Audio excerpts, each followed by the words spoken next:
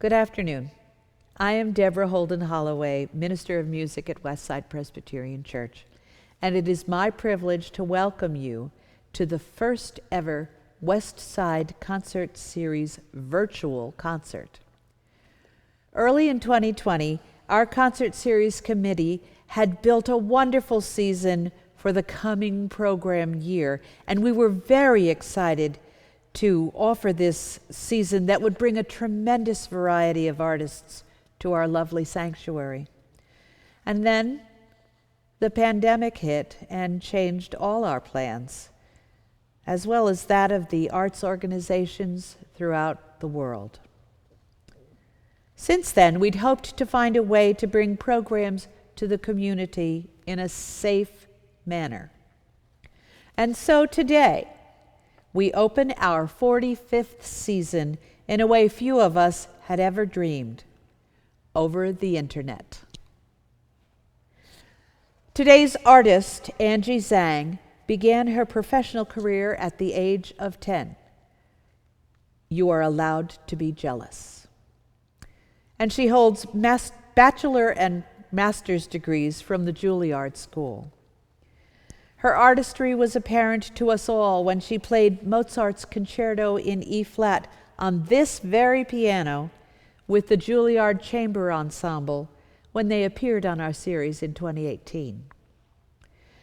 We are delighted that Angie helped us find a way to present this program in a manner that is completely safe for all.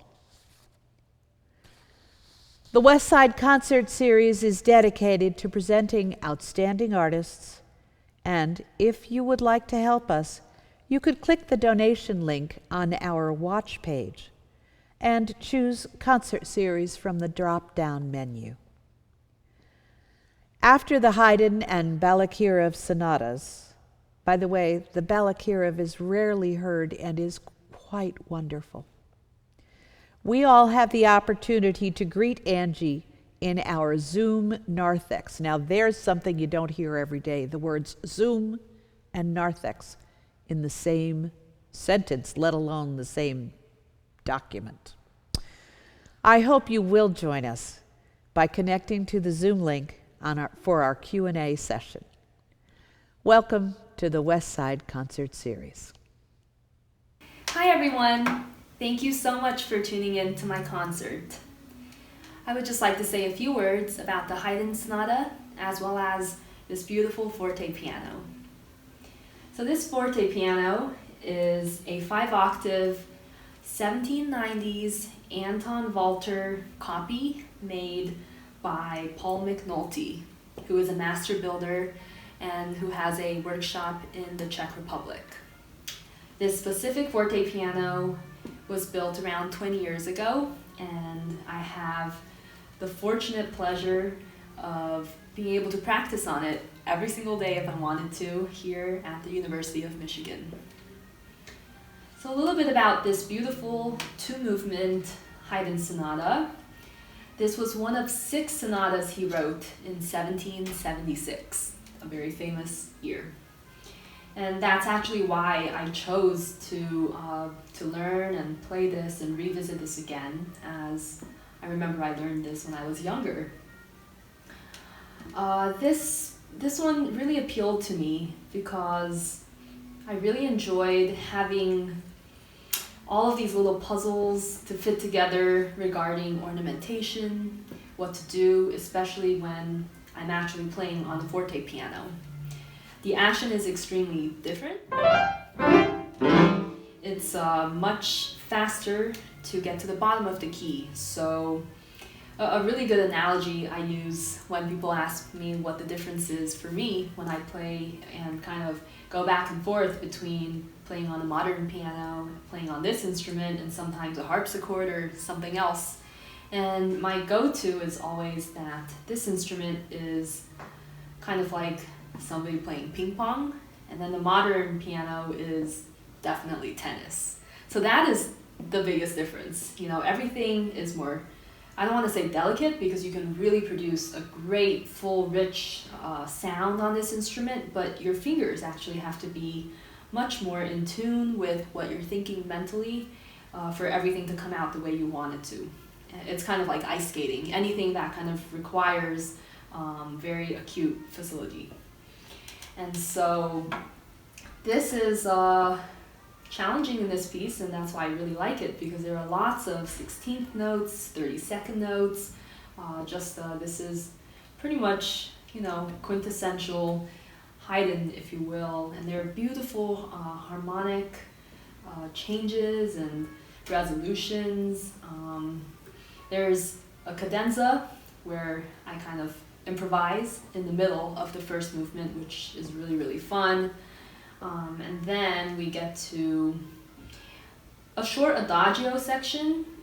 It's technically, it comes between the minuet, the last movement, and the first movement. It's very short, but it provides a nice transition into the minuet, which is a minuet with many variations, beautiful ones, playful ones, virtuosic ones, kind of chorale-like ones. And so, yeah, it ends in a way that is very stately. I really like that. After all, these 6 sonatas of 1776 were pretty much owned by Haydn's patron, Prince Esterhazy. However, they were also available for the public to purchase at shops in town. So I think, it is commonly said that he was really trying to appeal to, what was in Vienna at the moment. So with that, I really hope you enjoy. Thank you.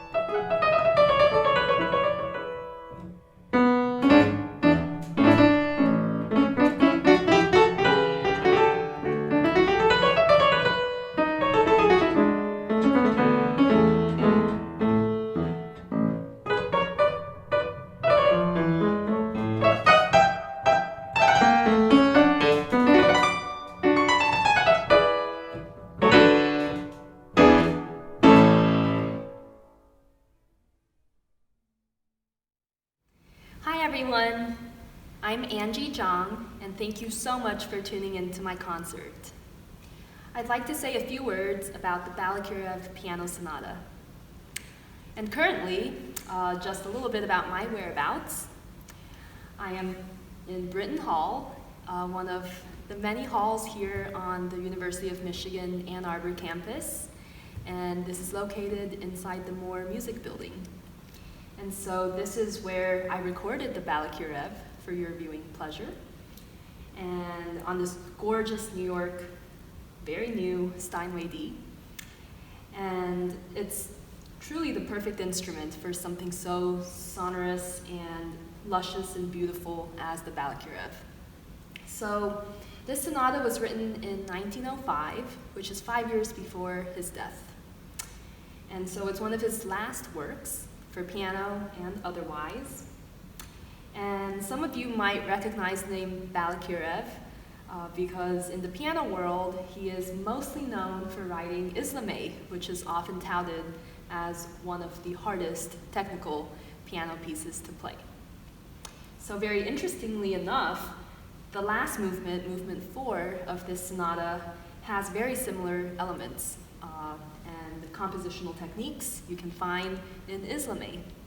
Furthermore, this sonata, which is in B flat minor, which means it contains 5 flats, is the same as Islamé. So a lot of it fits quite similarly in the hand, and actually D flat major or B flat minor is quite a good key for pianists to play because we actually play all of the black keys unless otherwise written.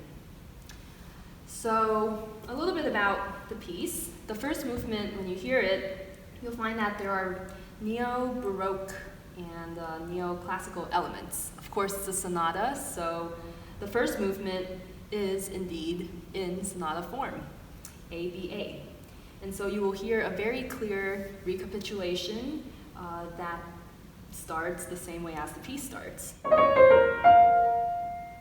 with that beautiful gesture, which can also kind of be thought of as choreographed.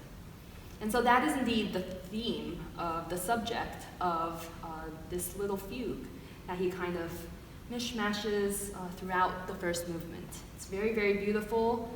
The left hand then comes in later on with the same theme, subject, and he kind of goes and modulates to many, many different harmonies in very beautiful ways. He writes very idiomatically for the piano, very beautiful writing.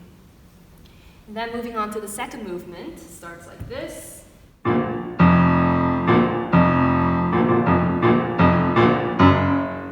So you can tell it's very different from the very graceful beginning of the first movement.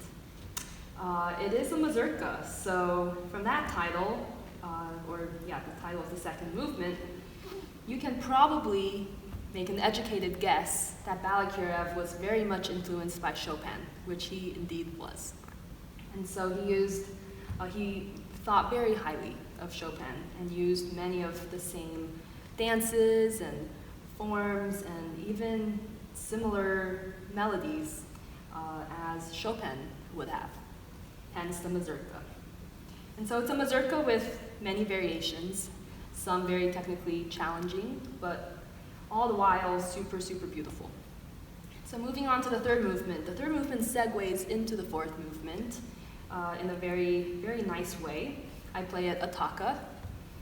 The third movement basically has a left hand accompaniment with a beautiful, once again, melodic line in the right hand. So that, once again, you can say is reminiscent of Chopin's music, kind of like in his nocturnes, for example. And then going on to the devilish fourth movement, which starts like this.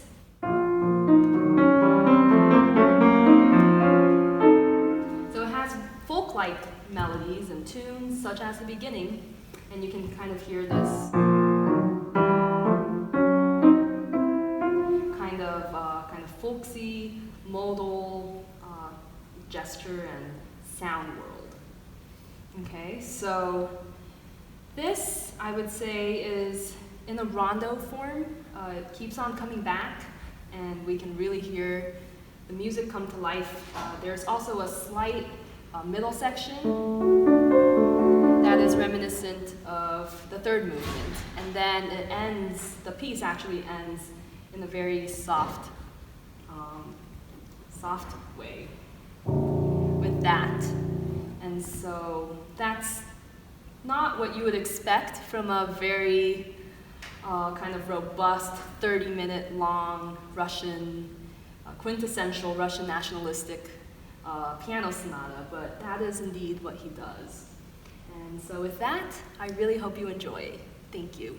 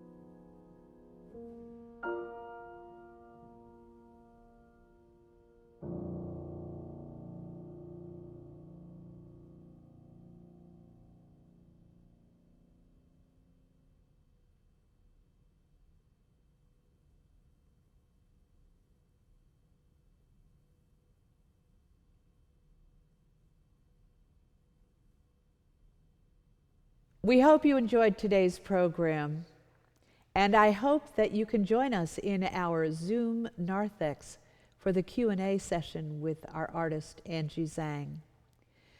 And keep a watch out. Listen for word of when we have more concerts coming. See you then.